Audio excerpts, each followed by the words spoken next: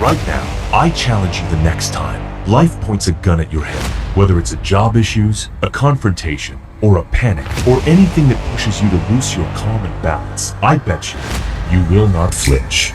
Just try this once and people will treat you like you already own the room. Stay with me for the next few minutes and I'll give you 5 Shelby style moves that make that happen. Make sure you watch it till step 5. I'll show you the silent combo Tommy uses that flips fear into control in under 10 seconds. Most people react. They breathe fast, their eyes dart and the voice hums. That reaction hands control to whoever or whatever triggered them. These 5 steps give you back the control fast, repeatable, and visible. This is not acting. It's a physical system you practice until calm becomes your default. Step 1. Anchor the body. Control your breathing like Tommy controls a room. Notice how Tommy rarely raises his voice, even when everyone else is shouting. He controls the tempo of the room simply by staying composed. Tommy never gets rushed. The first thing you must own is your physiology, because the body always leads the mind. So, here's what I want you to do. Breathe in for 4 seconds. Hold 4, exhale 6. Repeat 3 times. While breathing, drop your shoulders, unclench your jaw, and place your feet flat under you. Controlled breathing down regulates your nervous system. It sends your brain a signal you're safe enough to think. Tommy's cigarette pauses are not about the smoke. They're tactical micro breaths that break momentum and put it back in control. Use this whenever your chest tightens. 3 cycles. No phone, no excuses. You'll feel clarity in 30 seconds. So, before answering a heated text or walking into a meeting, do the breath. That extra half minute separates you from impulse and makes your next move deliberate. Step 2. Command the eyes. The calm gaze. Tommy doesn't flinch. He doesn't dart his eyes like someone nervous. He scans, fixes, then speaks. Your eyes are the first place others look to judge you. Your eyes determine your presence. Control them, and you control first impressions. And help you do just that. Pick one focal point on a person's face, bridge of the nose or between the eyes. Hold for 2-3 seconds. Don't stare aggressive. Soften your eyelids slightly. Then speak. A steady gaze signals confidence. Rapid glances or darting eyes signal fear.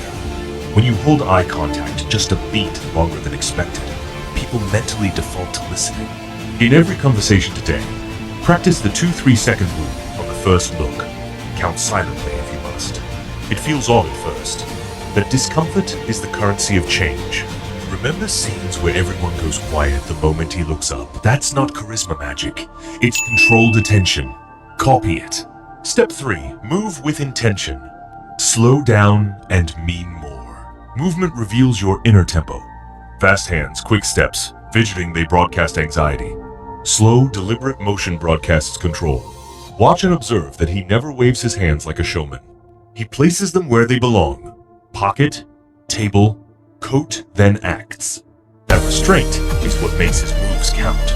So, when you stand up, take one measured step and then a second. Let your lips finish motion before starting the next. When you gesture, limit it to one purposeful motion per sentence. Slow actions force your brain to plan. Planning interrupts panic. It also gives others time to register you as a figure of command. Record yourself for 30 seconds reading a short paragraph. Watch for micro-fidgeting. Redo it slower until the nervous tics disappear. Step 4. Speak like you own the moment. The 2-second rule. Words are ammunition. In panic, people spray them. You must become surgical. Watch him in negotiations, the look, the pause, then that sentence that lands like a verdict. You can do the same without copying his accent. Look at how you do just that. After being asked a question or hit with a tense statement, wait 2 full seconds before responding. Speak short, measured, and intentional sentences. Trim every silence does 2 things.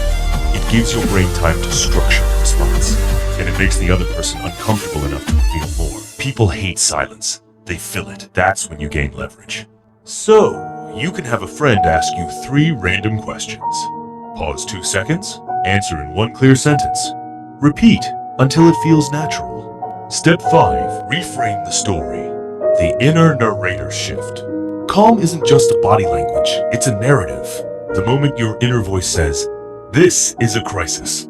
When life points its gun to your head, could be business, relationship, deadlines, insults, loss, arguments. Reframe the event. Change the story. Shelby never lets an insult become his story. He converts threats into opportunities, calculative moves, not emotional reactions. Learn that pivot. So, when stress hits, mentally replace "this is terrible" with "this is manageable." Keep it concrete. I have 3 options. Anchor to one piece of evidence that contradicts catastrophe. You've handled simpler problems before. You have allies. You have time. Your brain loves stories. If you tell it a small, solvable story, it will stop inflating danger. Tommy's unshakable exterior is backed by an internal script. Assessment, options, execution. Not for 5 minutes. Run through a recent stressor and narrate it with options and outcomes. Do this before bed for 7 nights. This routine is a quick sequence to lock in calm anytime. Breathe, ground your posture, hold a steady gaze, pause 2 seconds before speaking, then reframe with one clear solution line. In job interviews, it makes you appear composed and competent. In relationships, it prevents escalation by steering conflict toward resolution. In high-pressure meetings, it turns silence and presence into influence. And in public confrontations, it channels nervous energy into measured, decisive action. Calm is not rare, it's trained.